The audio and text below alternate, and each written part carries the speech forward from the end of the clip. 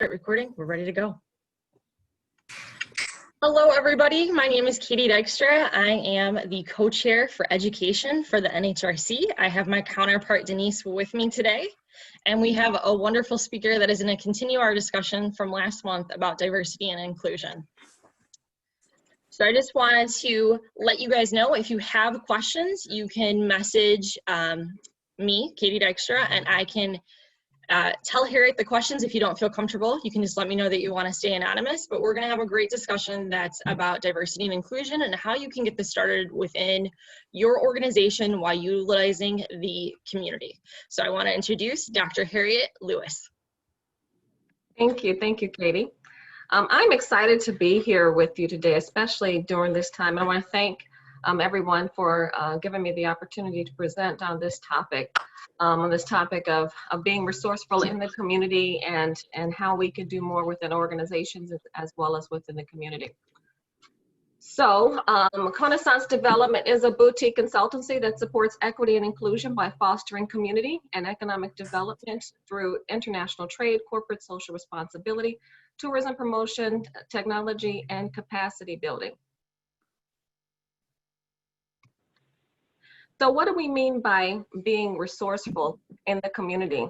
We're in a space right now where, you know, HR professionals, as you know, we have so much impact on what we can do. We're responsible for so many things in our spaces. We're responsible for managing payroll, for benefits, for dealing with the conflict in the office. And then now we're in this space of racial reckoning, and we're being tasked with so much more. And then, not only looking at what that looks like within the organization, but also how we can have an impact on the external community and our external shareholders. So this is an exciting time for us.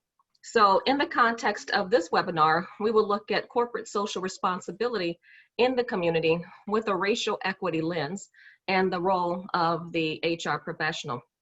And again, this is a conversation I'm sharing with you some of the best practices, some of the things from my experience in being in a variety of different spaces, not only as a consultant, but having over 2 decades of nonprofit NGO executive leadership experience working with diverse populations within the community and within the organization.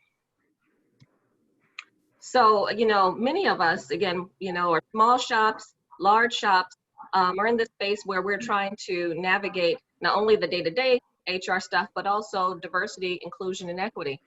Many small shops, haven't even started on implementing programming around diversity, inclusion, and equity. However, many of us are familiar with the, diversity, inclusion, equity. When we think about diversity, inclusion, and equity, many of you are probably familiar with the phrase, and when we think about diversity, inclusion, and equity, we think about a dance. Diversity is being invited to the dance, inclusion is being asked to dance, and equity is being able to pick out the music. Equity can be seen as justice, as being fair, as removing barriers.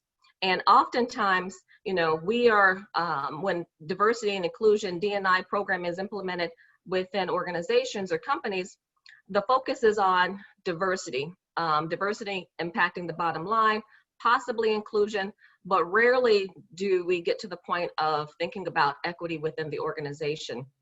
We think about it a little bit when we talk about pay equity, but we know that even with pay equity and the disparities as it relates to race and gender within companies, there's still a long way to go.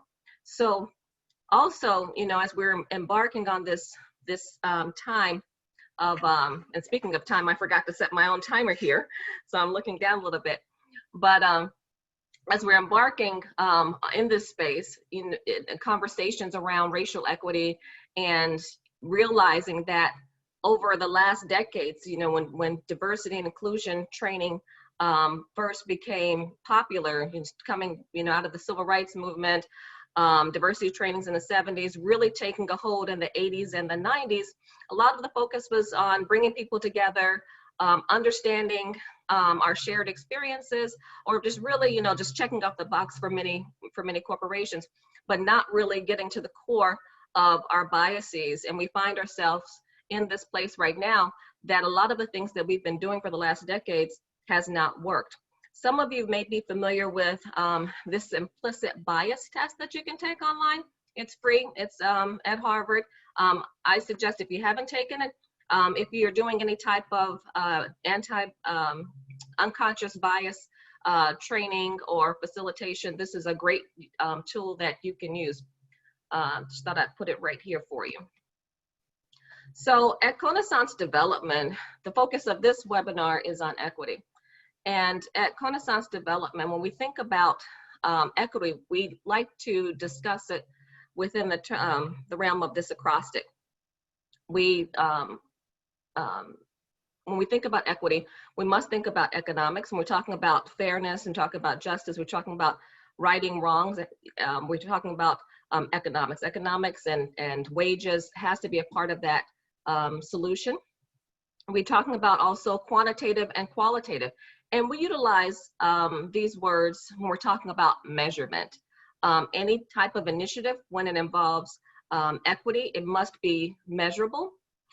We utilize the letter U and the word uniformity to reflect fairness, justice, that it must be equal for everyone involved. And then we go on to the word representative, the letter I, inclusive. Any initiative in equity must be inclusive of end users, must be inclusive of all of the stakeholders, anyone who's going to be impacted by that process or policy or decision as it relates to equity. And then it also must be transparent.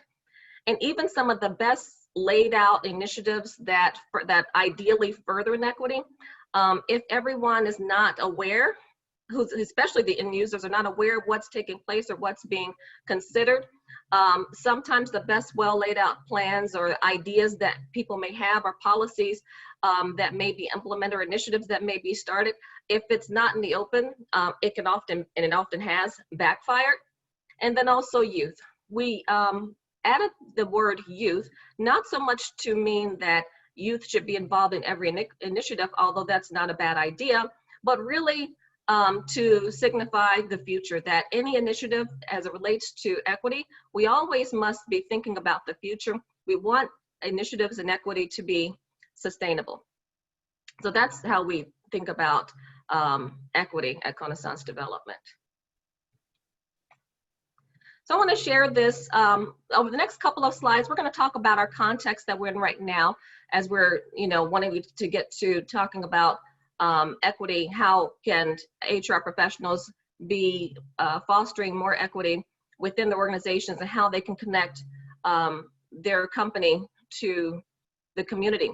So we're in this space right now as HR professionals, a space of looking at COVID and its impact and how it has illuminated the disparities across populations. We're in the space of racial reckoning, and a lot of people are wanting to figure out how can they be more involved. And so we're going to talk about, we're in a space right now of peace building, of furthering understanding, and of getting to equity. And this particular slide, this particular graph, it shows that some of the challenges that we're still facing today that impacts some of the things that we're seeing.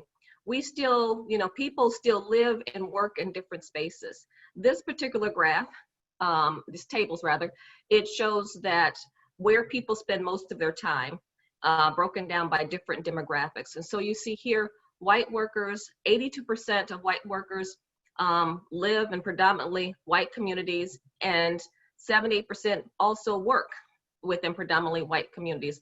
A little interaction with people of color. You see similar things as far as the disparity between, or the differences between where people live and where people work, but with the other populations, you do see Blacks, Latinos, Hispanics, and Asian workers working and living in more diverse spaces, but still predominantly, most people with the exception of Asian workers live within their own groups, but then also work in more diverse spaces. What this says to me, and hopefully you see the same thing as well, that the workplace, and we know this, is one of the few opportunities where most people have the opportunity to connect with people who are different than them. And it also presents an opportunity for us to help our colleagues to dispel biases and stereotypes that they may harbor in their minds. So again, given our context and some of the tragedies that have been occurring, we know that all of us, including myself, we all have biases. You know, some of the, you know, strangest or smallest, they don't have to be as profound as different biases against racial groups or other demographic populations, but we all harbor biases, and that's why I placed that other link. And so, but when you have, you know, these biases that we all have, and they will, you know, it takes a lifetime to work through, and then you have perceived threats. And when I say perceived threats, we're talking about ideas where people are stoking fears in others, that we should be scared of that population because they're criminals, or afraid of that population because they're going to take our jobs, or fearful of that population because they are destroying our moral fabric of our country, or what have you. It creates a problem. And so if you have biases that are unchecked, and you have constant information of a perceived threat that may be unfounded, it's probably unfounded, it creates an opportunity for hate to develop. And this next slide demonstrates that a little bit differently. So again, we have bias over here, and then we have the constant onslaught or information of this perceived threat, whatever the threat may be. And in the interstices, we have hate, extremism, and radicalization, where that can be hidden and where it can foster and result in serious consequences. But also I want to point out that that hate that can exist, it's very small. And so when you take bias and replace it with understanding, and then you replace perceived threat with acceptance, this hate, this extremism, this radicalization is it's seen and can be eradicated. And the reason why I'm pointing this out is because, again, HR professionals, we have an opportunity to impact society by working and providing new information and information that furthers understanding amongst our employees. And you know, this is not, even though I just showed you the slides where people live and people work in different spaces, I'm inspired by this research that was done by Pew, that 60% of the population either support strongly or somewhat support the Black Lives Matter movement. And it's not saying so much. Some people get caught up in, you know, whether it's the Black Lives Matter organization or organizations in different parts of the country, or is it, you know, are we supporting that we are finding that there are some issues that we have within our system, and yes, we do somewhat support that we need some level of racial reckoning, we need some type of change towards equity. And so I'm inspired the fact that 67% of adults in this country are wanting change. They see that there's a need for change and that are wanting change. So this is an opportunity. It's an opportunity for HR professionals to link the office to the neighborhoods and to communities. And I'm inspired by this, and I hope that you are as well. So this is a slide of any organization. These are colleagues, they work together, they achieve successes together. Everyone is happy at this organization. Everyone receives, you know, fair pay and benefits and educational opportunities, and everyone enjoys their place of work. We see that something is going on here with Abby. Abby is looking off, she's pensive. What could Abby be thinking about that's different than the rest of her colleagues, where everything is, it seems like it's pretty copacetic? What might Abby be thinking? So she's possibly thinking, what are my company's values? Do they align with my values? Do I feel included? Do I have a sense of belonging? Does my company care about addressing systemic racism? So this is where Abby works. We're going to say that this is a company that's in the suburbs. And Abby, and Abby, again, I said before in the previous slide, Abby loves her job. She's being supported by her job. She has all of the great benefits and opportunities for upward mobility in her place of employment. However, she's still thinking about other things and wondering about, are her company's values aligned with her values? Abby commutes to work. She commutes about an hour to work. This is where she lives. She lives in a neighborhood where there are challenges. This is a corner store. If you don't know, can't tell what this is a corner store. The nearest grocery store is about 2 to 3 miles from people who live in this community. Many people in this community rely on public transportation, which means that they can only, if they choose to go to a grocery store 2 to 3 miles away, at least, they can only carry so much on the bus or whatever means of transportation that they use that's public. Within these corner stores, some of them have fresh produce, many of them don't. As you heard with COVID, a lot of the disparities in people who have died from COVID or have had a worse experience with COVID is because of underlying chronic health conditions such as hypertension and diabetes, which can be attributed to where people live and where there is lack of access to fresh produce. So Abby is thinking about the people in her community, which is different than where she works. And so here we have a school. This is a regular elementary school, but the resources in the neighborhood where Abby lives are limited. Again, disparities that became apparent during COVID. Many of the schools, or some of the schools in different districts, didn't have access to Chromebooks, didn't have access to other technology outside of the school. And these kids also, don't have the best textbooks. And so when we switched to remote learning, many of the households didn't have Wi-Fi. And many of the kids didn't have technology in order to access their classes when they did go to remote learning. And if they had a computer in the class, or they didn't have enough for all of the children, and everyone didn't have a smartphone. And so we begin to see the lack of ongoing educational opportunities for the kids in that community. And then also this is housing. This is a nice house, but again, housing, affordable housing continues to be a challenge.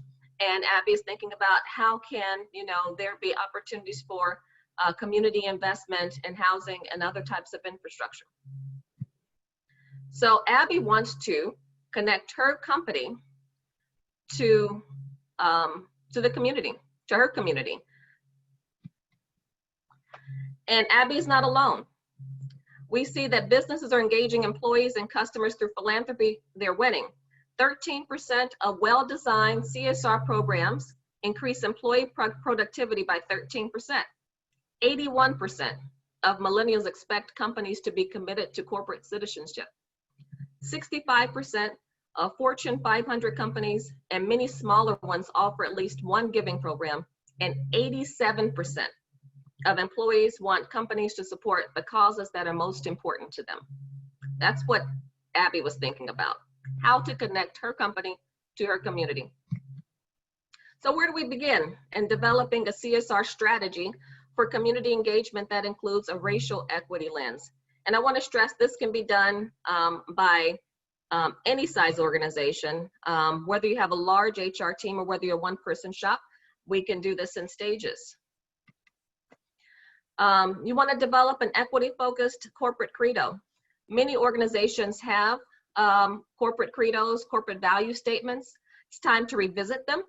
If you don't have one, it's time to develop one. And again, we're going back to the acrostic. You want to make sure the process of developing your corporate credo is inclusive of all of the stakeholders, at least definitely the employee stakeholders.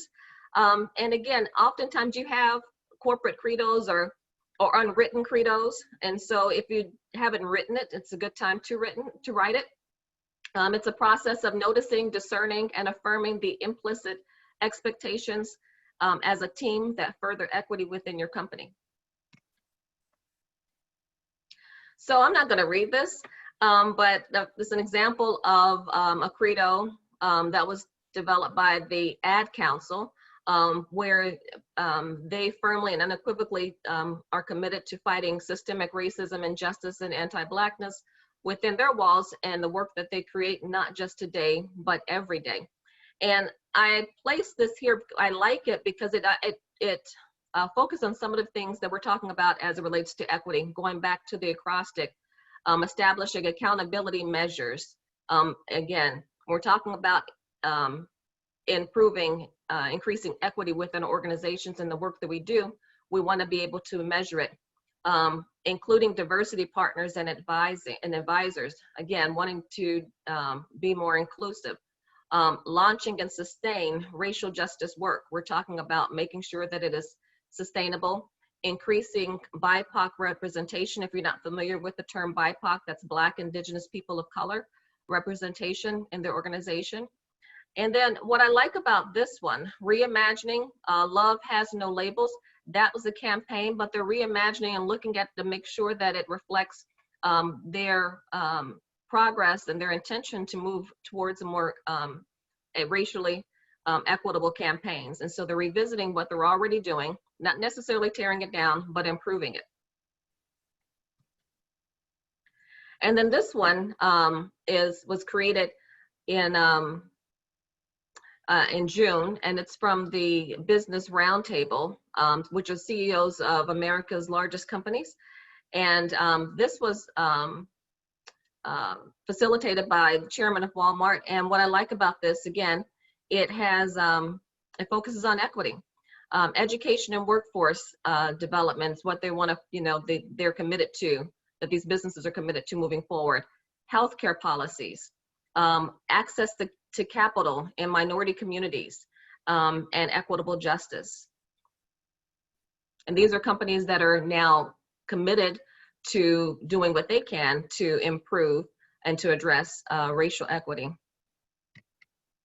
So again, small, medium, and large firms can further racial equity in communities through CSR strategies that emphasize sustained engagement.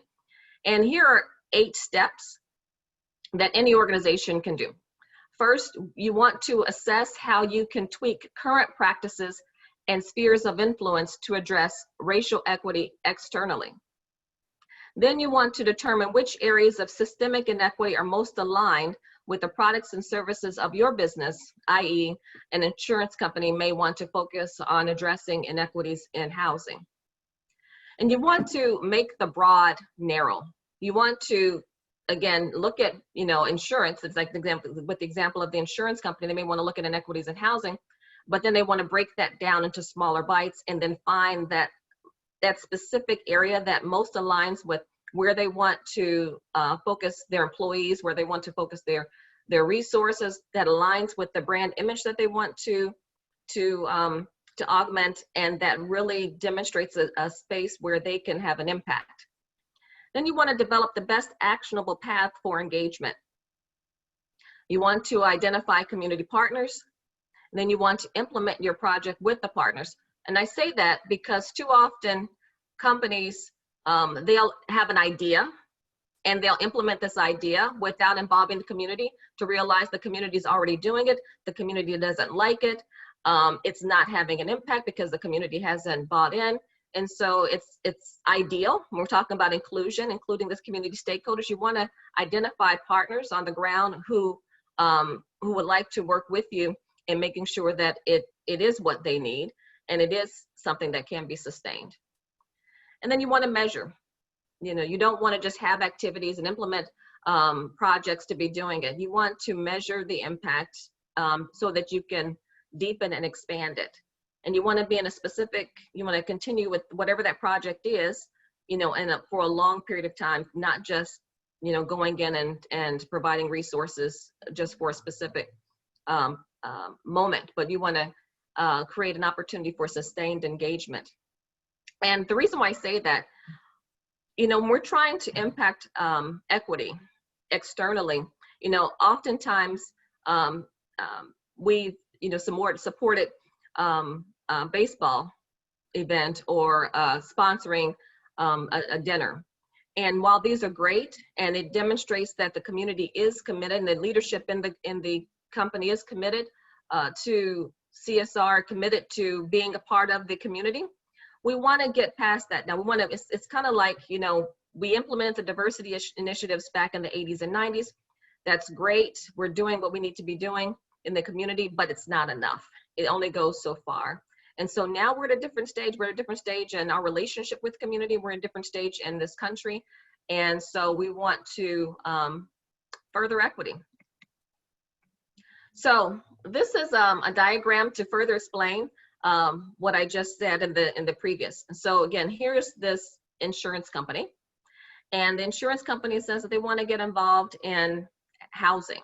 And so they think of 3 particular areas that they may want to get involved in housing: mortgage or business lending, housing development, or commercial development. And they decide they want to focus on housing development.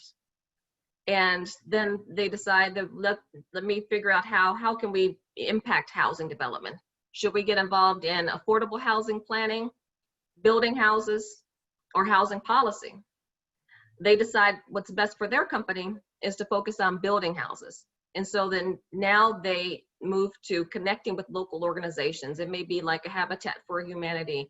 It may be another organization that focuses on workforce training and rehabbing houses in a community that really creates a deep impact within a single community as opposed to houses across, different neighborhoods. So this is an example from start to finish of how a company can have an idea. And I said housing, but really any type of, in this case, it could be any type of relationship that an insurance company could have, whether it's commercial or housing. And then they decided to go deep into furthering housing equity.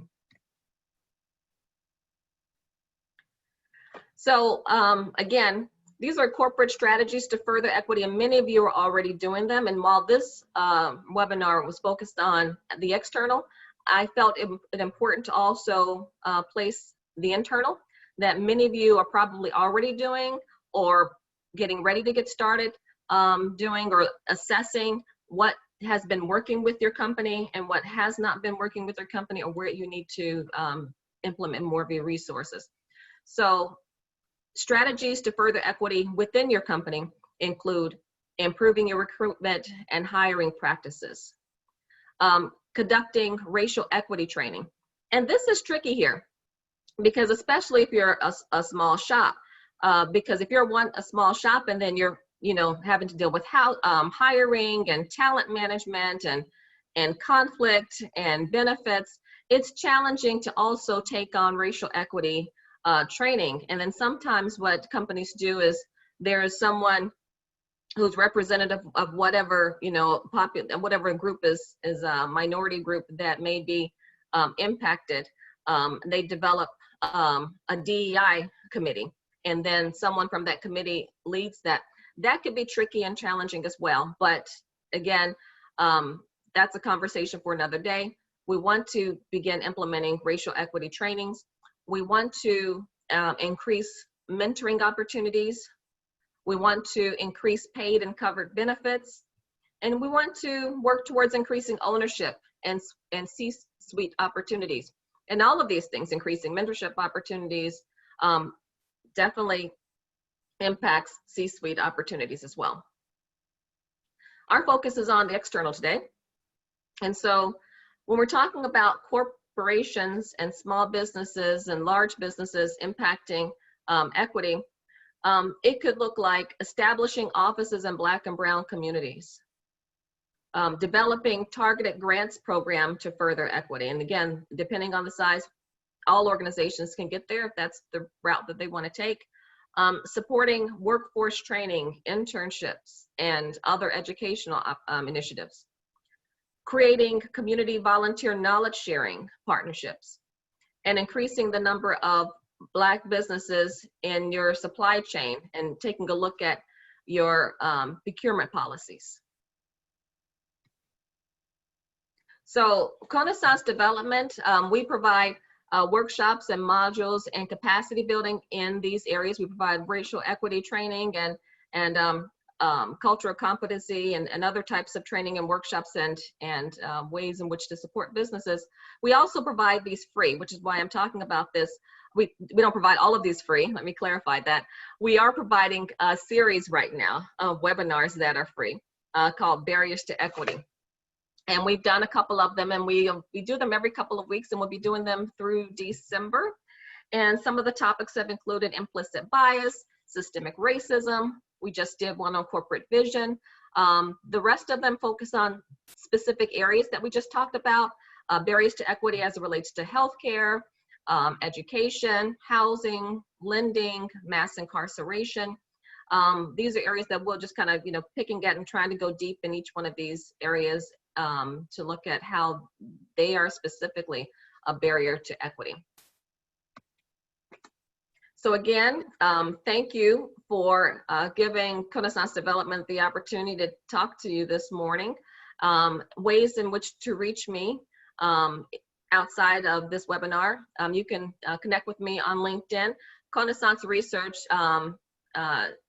Konesens Development emerged from Konesens Research, which is why my LinkedIn profile happens to be Konesens Research. That's where you can find me. And then this is my email, and you can also reach out to us on our website. So Harriet, thanks so much. There's been a lot of chatter going back and forth of people that are dying to see this PowerPoint because you had some really good points in there. They also asked for the Harvard link to take that survey. I ended up copying and pasting it and throwing it in there. But Tom asked a question about, can you tell a success story with a company or companies where you've seen the bottom line change because of the success of being proactive in this area? And Tom, do you want to add anything else to it? No, that was great. Thank you, Katie. The bottom line of the company or the bottom line of the nonprofit organization? Thank you. The companies. Basically, I believe it's important that companies have to understand, forgive the term, return on investment, as to why they would want to be proactive as it relates to everything you've talked about. Yeah. So I've been on the receiving end as a nonprofit organization, running a nonprofit organization and partnering with companies. So that's kind of where this has come from. And a lot of that relationship looks like engaging with companies that have been corporate volunteers. And I wouldn't have access to their increase on their bottom line, but I know that their bottom line did increase with us as a result of the partnership. It was an insurance company. I'm not going to name the insurance company right now, but they were involved in us with helping to plan our fundraising events, sustained support in training of our HR professional and working with them on a long-term basis. Now their relationship was not like what I described as far as ongoing in a specific area, like providing insurance training or housing training or anything like that. But we did change our health insurance to that company. And so there was an improvement on their bottom line as a result of the relationship. We still, that organization still has a relationship with that insurance agency, and that insurance agency is still connected to that organization. So that's one way. That shouldn't be the focus of any type of relationship, but it's not necessarily wrong to have that as being part of the strategy to further relationships in the community. Thank you very much. And I just want to follow up quickly. Some of my clients had been hesitant to get involved with the current societal and political issues because it would become divisive within the workplace.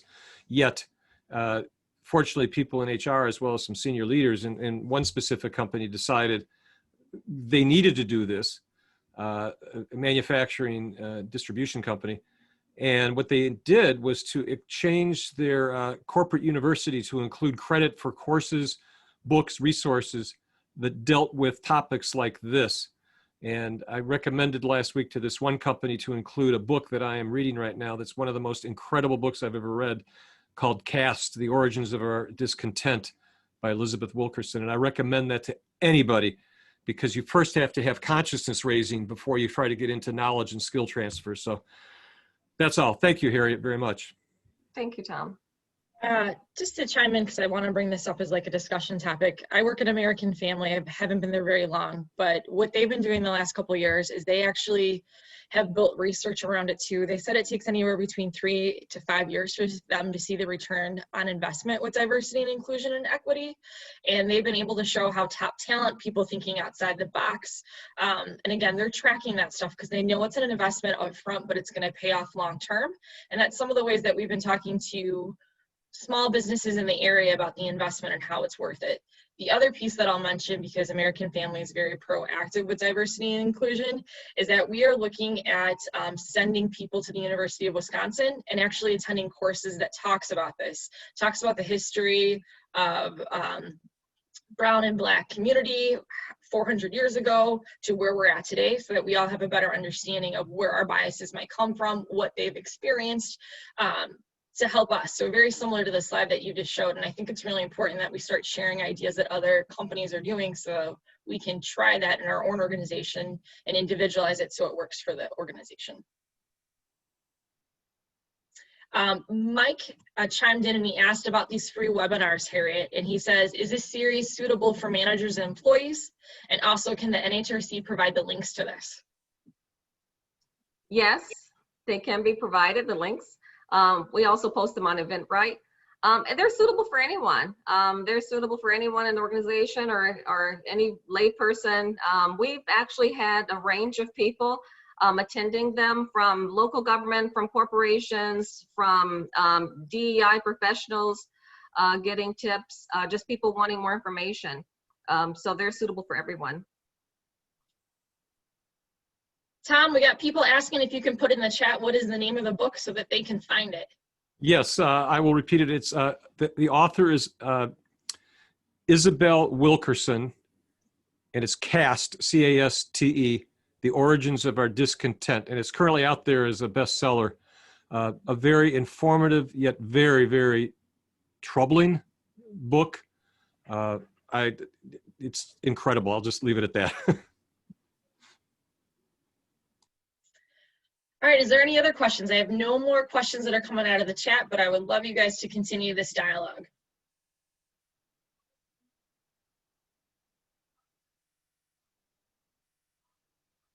Harriet, are there other books that you'd recommend or articles that we should check out in order to educate ourselves? You know, there are a lot of things that are popular right now that a lot of people who've been reading, they've been, you know, rereading. Especially right now, because there's a lot of conversation as we're trying to move forward. We're trying to get beyond diversity and inclusion. We're trying to focus on equity and racial equity. A lot of people have been returning to white fragility, have been rereading How to Be an Anti-Racist by Ibram Kendi. What else have people been reading? There are lots. I mean, that's what I've been seeing a lot of lately. But I can provide a list as well. That would be awesome, Harriet. Yeah, another one is that focuses really on allyship. I can't think of the name of that book right now. Me and White Supremacy is another one by Layla. I can't think of her last name. I like that one. Actually, I've seen that book being utilized as a 30-day book club type of book, because the way it's written, it gives the reader participant an opportunity to read on a specific aspect of how they are experiencing white privilege, white supremacy in this country, and then gives them a time to reflect and think through a couple of questions that she presents. So her book, the way she's written it, is a tool as well. It almost sounds like it could be a book club as well to build that discussion. Mm-hmm. Yeah. You know, one thing that, you know, I know that people are a little hesitant, but I mean, this conversation, these topics are challenging. They're difficult to have. People have to find safe spaces, and they have to feel comfortable and trusting of who they're having their conversation with.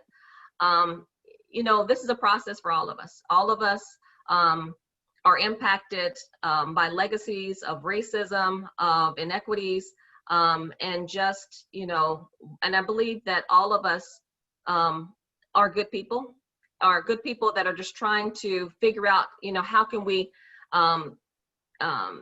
exist and do more within the society. And so I think that as we're having these conversations as corporations, as individuals, and as peers, as leaders, we have to have these conversations and also, be forgiving and get grace not only to ourselves, but also to others.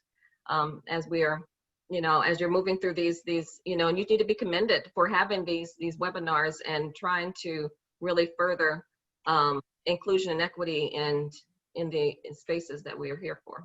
Harriet, now that you mentioned it, I was thinking about the conversation that we had a couple days ago because it reminded me of my grandma, which was born in Ukraine and came to America. And you mentioned that gypsy conversation. I didn't know if you felt comfortable bringing that up, but I thought it was a really good story about people's perspective and experiences. Yeah. I was having this, you're talking about this conversation, I was having it with this woman. She a little bit older than me. She was probably around 70, in her early 70s, late 60s, early 70s. And we were talking, our conversation, she was, she seemed to be, progressive. We were talking about interracial marriages and relationships and, these policies of interracial marriages and interracial mixing, that were on the books in the United States for, that form a lot of our ideas that even to this day around racism, and these things that were on the books, for decades and even up until even the 90s in some towns. And so we were talking about how this is crazy. And we were having this conversation, but then she ventured off and she had, we all have blind spots, and her blind spot came out. She was raised in Spain from the age of 2 to 18. And then out of nowhere, she said, but she doesn't like gypsies. She doesn't like Roma gypsies.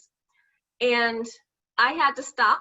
It wasn't the place for me. And again, we're talking about forgiving, and we're talking about understanding where people are at, and we're all at some place, and we're all growing, and we're all, if we're committed to this lifetime of growth, we all have blind spots, and that was her blind spot.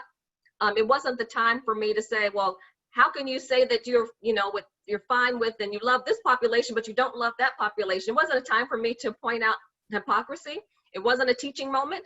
The next time we have a conversation, perhaps, there were a couple of blind spots, and again, what this also says that when we're taking these implicit bias tests, and we may, be progressive, and we've seen this, we may be progressive, or we may have ideas of inclusion, or social inclusion, or social progress about one population, but we may not be fine with another population. We want to ideally get to the point that understanding that we're all part of a shared humanity. We all are seeking the same thing. We all, those of us who want children, who have children, we want good schools, we want safety, we want security, we want to live long, we want all of these things. We want, housing and shelter and food. And we're not that different at all when it comes down to it. And so we want to get to, even though these disparities and these biases continue to permeate everything in life, we want to continue to move towards that light of inclusion and acceptance. Thanks, Harriet. I love that. Thank you.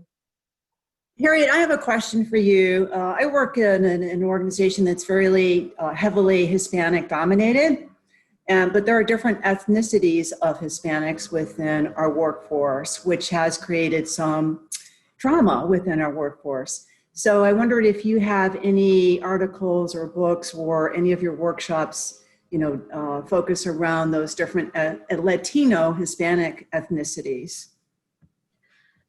That's something I would have to follow up with you on. I have experience working with various Latino ethnicities, as well as different immigrants. That's not one and the same, that's not exclusive, but different immigrant populations where there are different challenges. But I'll have to come back to you on that specific book. I don't have any specific training as far as a training that focused on the Latinx community and the different ethnicities within that. But I do have experiences dealing with different populations from regions where there are biases and there are, racism that exists from historical experiences that have continued to permeate through today. But I'll find some resources and send them to you. Great, thank you. Mhm.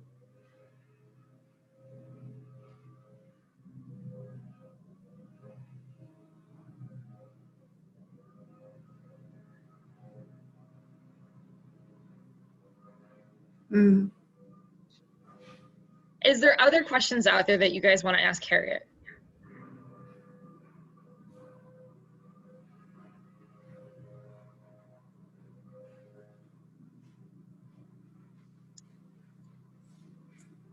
Harriet, if we had to take one piece of advice out of this presentation that you did today, what would be the one piece you would say focusing on starting tomorrow or later today?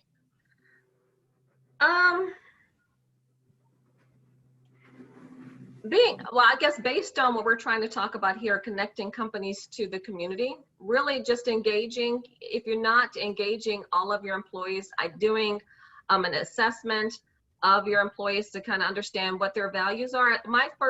The first thing that I would do is develop a corporate credo. If you don't have one that is inclusive of understanding where everyone's values and how they align with the corporation's values, and perhaps an opportunity to expand the corporate values in order to do more within the community, as well as to better support your company. Doing that will not only increase employee retention, but would definitely increase, ideally, the bottom line within that company. So that's my takeaway. If I don't even know where to start with nonprofits, is there any recommendations of how to start looking within my community? Yeah, I mean, there are many ways. I mean, you can connect with the local chamber. I mean, if you don't have a relationship, the Chamber of Commerce typically has a list. The city has a list. You can also, the state has a list of corporations, because nonprofit corporations are corporations. There are several nonprofit associations, Donors Forum and others that are within the city. Again, United Way, but then there are also a lot of grassroots organizations that are not connected to the city, that are not power players, that are not connected to these associations, that have budgets of less than $500,000. Those are a little bit harder to find, but they're there, and it's just a matter of talking to other people and asking for those organizations. I have strategies in which to connect with those organizations, but they're always there. There was always an organization on the ground doing different work and closer to the problems. Harriet, I think you bring up a very valid point. There's a lot of good organizations that don't have a lot of funding that are doing really amazing things. And how do we get connected to those that can have impact within our communities? Yeah, you have to ask around. You have to ask around. You have to ask some of the organizations. You have to ask them who they're partnering with. You have to ask people at the local religious institutions may have a connection with some of them. If those religious institutions are not part of that grassroots, if they don't themselves have that program. Other places that I would look at, schools. Oftentimes small grassroots organizations try to do things with the local schools as well. That's where I would start if I really wanted to find those organizations.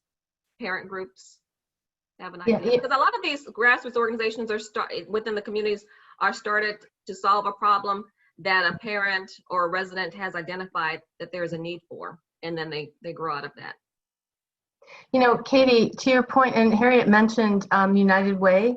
I know United Way works with a lot of different organizations. I volunteer at United Way on the allocation committee, and they have donations from different organizations, and then the allocation committee looks at that and says which money should go where based on what those organizations have asked for. that could be a really good opportunity to look at something too, because there's a variety of different organizations that they work with and that they help support. Yeah, United Way is good. Also, I think about, for example, Chicago Foundation for Women, where they have giving councils, much like that, where you talked about with allocations committee. And the people who are on those giving councils, they're usually regional specific. They are charged with identifying the local organizations in those communities as well. But yeah, United Way is a good resource. We have time for one more question, and then I was going to see if Phil had any announcements, and then I was just going to do some quick follow-ups for you guys so that you know about what to look forward to with the next 2 months.